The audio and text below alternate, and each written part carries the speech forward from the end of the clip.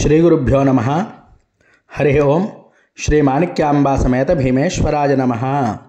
మనం ఇప్పుడు చూస్తున్నటువంటి నక్షత్ర పాదలింగం ఏమిటి అంటే అండి, మూలా నక్షత్రం 1వ పాదం, రాజరాజేశ్వరి సమేత సోమేశ్వర స్వామి వారు ఎండగండి అనేటువంటి గ్రామం.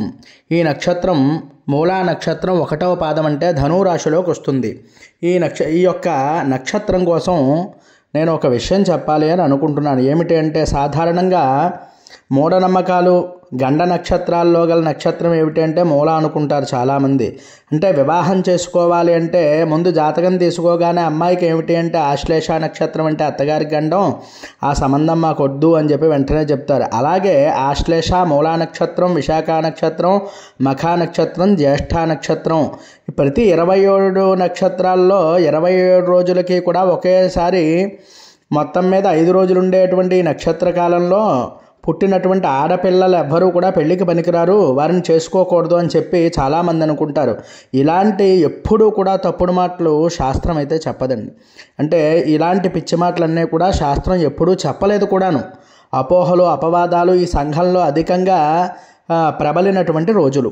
అంతేకాని శాస్త్రం దూరమైన అంశాలు మనం అధిక ప్రాచుర్యంలో చూస్తూ ఉంటాం. అంతే తప్ప ఇలాంటివి ఎప్పుడూ కూడా శాస్త్రం చెప్పదు.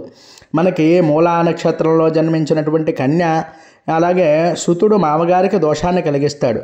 అలాగే ఆశ్లేష నక్షత్రంలో జన్మించినటువంటి కన్య సుతుడు అత్తగారికి దోషాన్ని కలిగిస్తుంది. అలాగే జ్యేష్ఠ నక్షత్రంలో జన్మించినటువంటి స్త్రీ యొక్క భర్త అన్నగారికి దోషం అవుతుంది.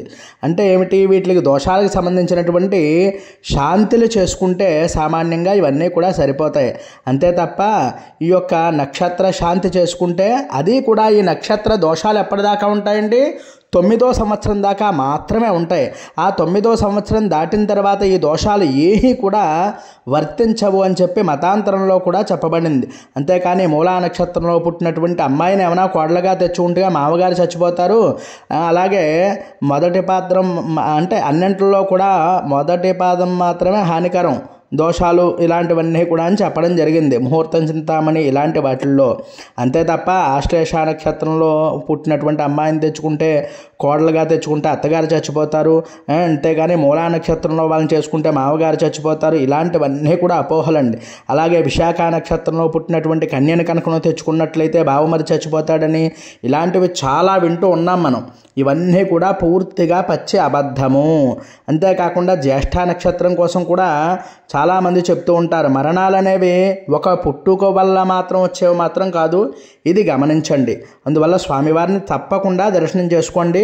ఏదైనా సంబంధం వచ్చింది అంటే తప్పకుండా జాతకం చూపించి చేసుకోండి, మనకి మంచిదైతే. అంతేకాని ఇలాంటి అపోహలు ఎప్పుడూ కూడా శాస్త్రంలో ఉండవు. స్వామివారిని మరి దర్శనం చేసుకోండి. హరి ఓం.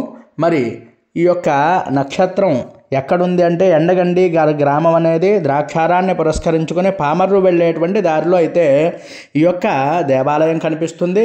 హరి ఓం. మన ఛానల్ సబ్స్క్రైబ్ చేయండి, లైక్ చేయండి, కామెంట్ చేయండి.